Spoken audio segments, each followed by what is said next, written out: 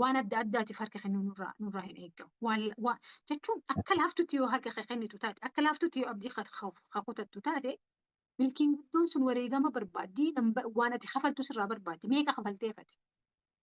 Wanni ati barbaaddu sun, milkiin ati barbaaddu sun, bakka ati gahuu barbaaddu suni akka hawaasatti yaaddee, akka hawaasatti hojjettee bakka san gahuu hin dandeessu ree. So bakka san gahuudhaaf, bakka san waan si geessaa kafaluu qabda. Wareegama kafaluu qabda jechuudha. So hagam takka kafaluuf hin qopheessite. Harka kennuudhaaf hin qopheessine.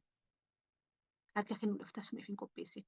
Ijji lamasatti raasachuun attaazagaadha. Kitaaba warreen milkaa'ee irrattis haa ta'u, seenaa warreen milkaa'ee irrattis haa ta'u, even chaanala kiyya, chaanala YouTube irrattis, chaanala Facebook kiyya irrattis, chaanaloota adda addaa irrattis wanni an haasoo yeroo hedduu waa'ee amanuudha, waa'ee irra deddeebi'anii hojjetuudha, waa'ee abdii muratuu dhabuudha, waa'ee cimanii itti fufuudha, waa'ee waan jalqaban hagamaayitti irra jechuun consistency. So kanaama jechuun maal jechuudha?